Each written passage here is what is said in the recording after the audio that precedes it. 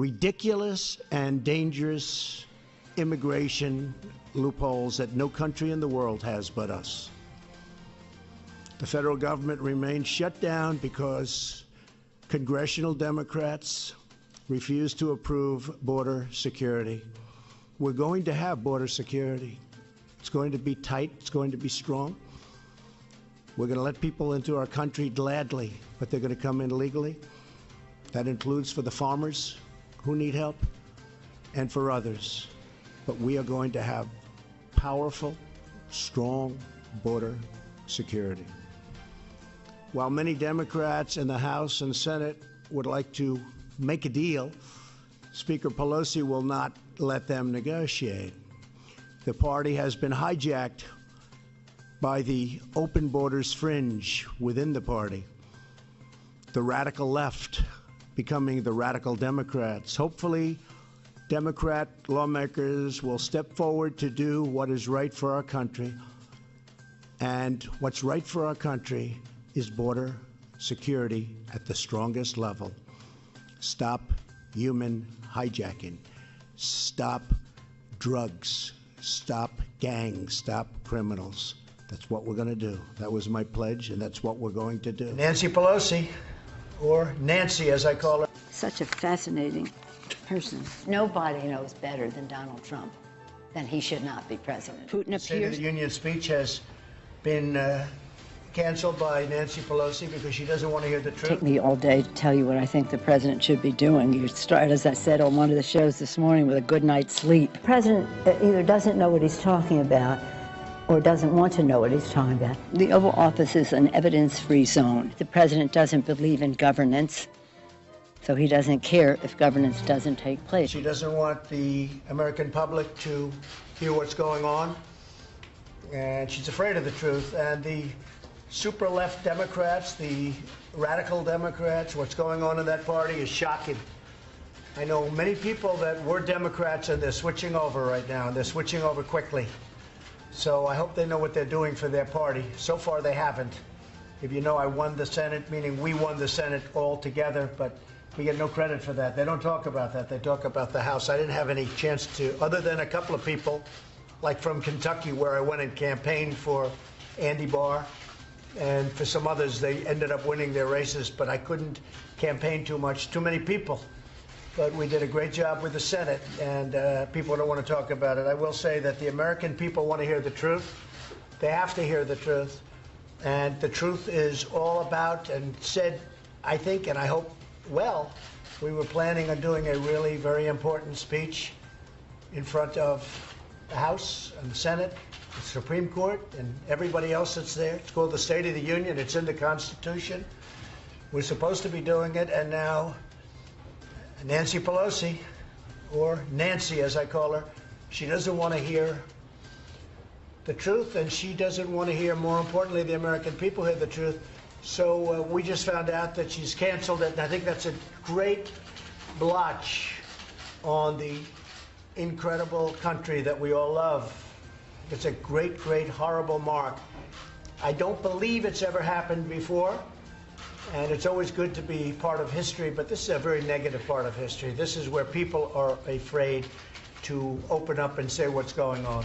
So it's a very, very negative part of history. Putin appears to be President Trump's puppeteer. What I'd like him to do, come to the White House, live where former presidents have lived, be inspired by the challenges, be disciplined, learn what you're supposed to learn. Knowing these facts and knowing it's something that she can't win, that she just went out and said, let's cancel, for the first time in the history of our country, let's cancel the State of the Union address. And it's a disgrace. Just so you know, she uses on the basis of the shutdown, but when she asked me to make the address, formally in writing, most of you have a copy of the letter, when she asked me to make the address, she did it during the shutdown, well into the shutdown, by a couple of weeks. So the shutdown was going on. Now she's blaming the shutdown. So if it was because of the shutdown, why do you ask that the address be made? And she asked that the address be made during the shutdown. And now she's blaming the shutdown. She also knew, because she went to our people and she asked, would it be a security problem? She knew it wasn't a security problem. She blamed security. but she knew it wasn't a security problem, and she knew that loud and clear. And she went to the people she asked. They said, we have no problem whatsoever. I just got back from Iraq.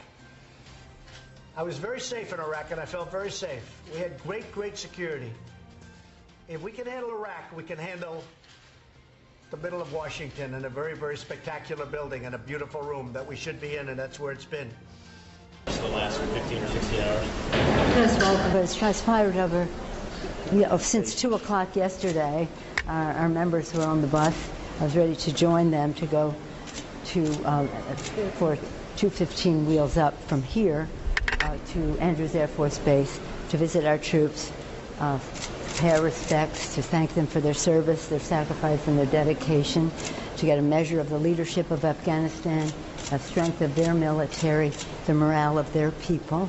It's about governance, it's about security, it's about the civilian affairs in the country as we make our oversight decisions about our policy, the engagement that we have in Afghanistan.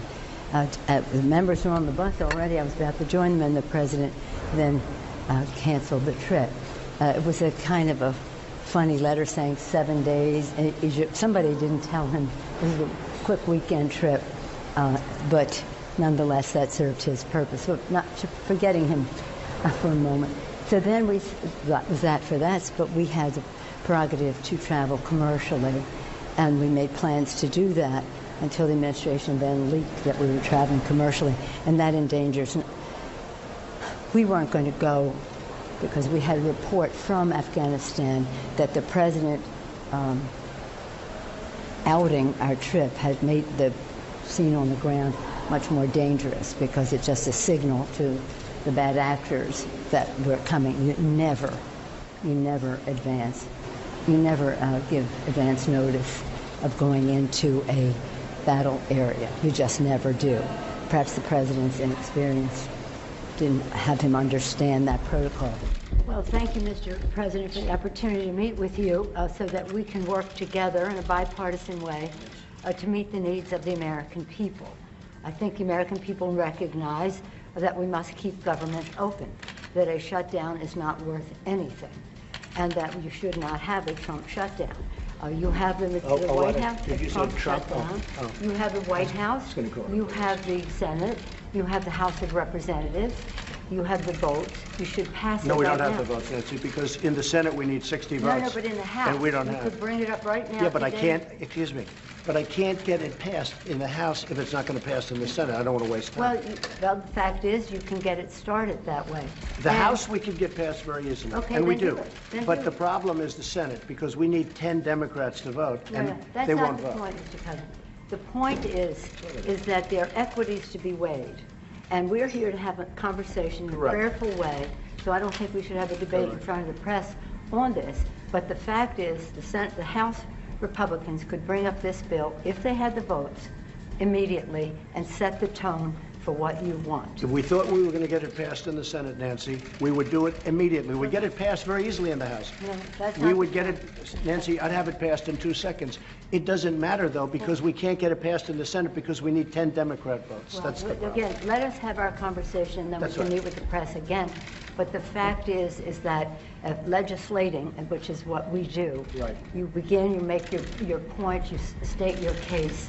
That's what the House Republicans could do if they had the votes. But there are no votes in the House, a majority of votes, for a wall, no matter where you start. Exactly right. You don't have If I needed the votes for the wall in the House, I would have them in one session. Well, would be done. Go do it. It doesn't help because we need 10 Democrats in the Don't Senate. put it on the Senate. Put it on the negotiation. Okay, let me ask you this, and we're doing this in a very friendly manner. It doesn't help for me to take a vote in the House where I will win easily with the Republicans. You will not win. It doesn't help to take that vote because I'm not going to get the vote of the Senate. I need 10 senators. That's the problem. Mr. President, you have the White House, you have the Senate. I have the you White have House. The White House is done, and the House would give me the vote if I wanted it. But I can't because I need, Nancy, I need 10 votes from Chuck. All right, let me say something here. Let me just say one thing. The fact is, you do not have the votes in the House. Nancy, I do.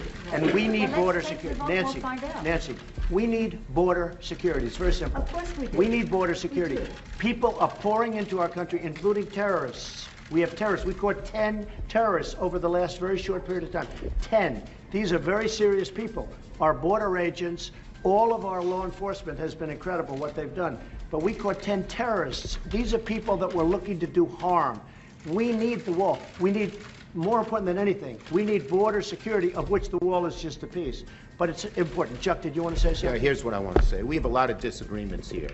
The Washington Post today gave you a whole lot of Pinocchios because they say you constantly misstate how much the wall is built, how much of the wall is built, and how much is there. But that's not the point here. We have a disagreement about the wall, whether it's effective or whatever. Not on border security, but on the wall.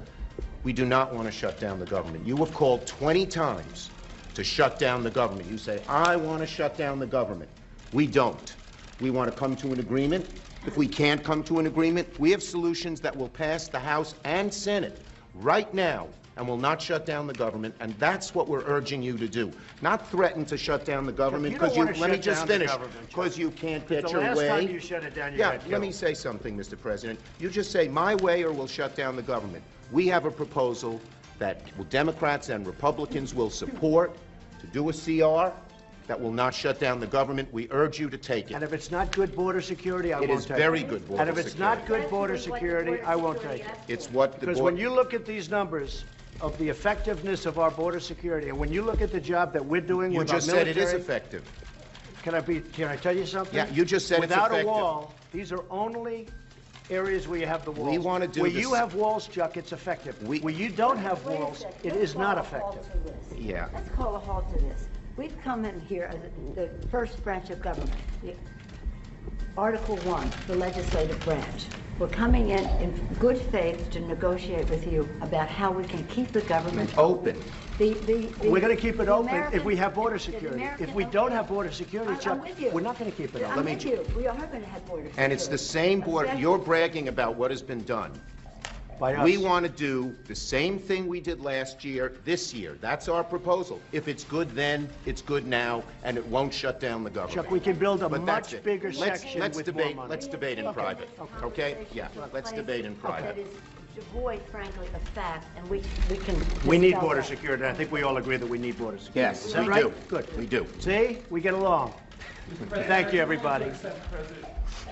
You say border security and the wall. Can you have border security without the wall? You need the wall. The wall is a part of border security. What it means to have border security. Yeah, we need border security. The wall is a part of border security. You can't have very good border security without the wall. No. That's not true. That is a political promise. Border security is a way to effectively honor our responsibility. And the experts say you can do border security without a wall, which is wasteful and doesn't solve the problem. It totally solves the problem. And it's very important. This has spiraled downward when we came at a place to say, how do we meet the needs of American people who have needs? The economy has, people are losing their jobs, the market's in a mood. Our members are already Well, we have the lowest unemployment that we've had in 50 years. 60 people of the Republican Party are losing their offices now because of the transition. People are not, the morale And we've gained is in the not Senate. up. Nancy, we've gained in the Senate. Excuse me, did we win the Senate? We won the Senate. When the president brags that he won North Dakota and Indiana, he's in real trouble. When I did. Let me say this. We did win North Dakota and Indiana. This is the most unfortunate thing. We came in here in good faith, and we're entering into this kind of a discussion in the public view. But it's not bad, Nancy. No, it's called transparency. I know it's not transparency when we're not stipulating to a set of facts, and when we want to have a debate with you about saying we confront some of those facts without... You know what? We need border security. That's what we're going to be talking about, border security. If we don't have border security, we'll shut down the government. This country needs border security. The wall is a part of border security. Let's have a talk. We're going to get the wall built, and we've done a lot of wall already. How big a part of border security is the wall? It's a big section. It's a big part of it. Is it everything that you need? It's a big part of it. We need to have effective border security. We need a wall in certain parts. No, not in all parts, but in certain parts of a 2,000-mile border, we need a wall. How much money? We are doing it much under budget. We're actually way under budget on the areas that we've renovated and areas that we've built. I would say if we got if we got $5 billion, we could do a tremendous chunk of wall. Are you willing to accept less, though, and are your guests? Well, we're going to see. We're going to see. Look, we have to have the wall. This isn't a question. This is a national emergency. Drugs are pouring into our country. People with tremendous medical difficulty and medical problems are pouring in, and in many cases, it's contagious. They're pouring into our country. We have to have border security. We have to have a wall as part of border security.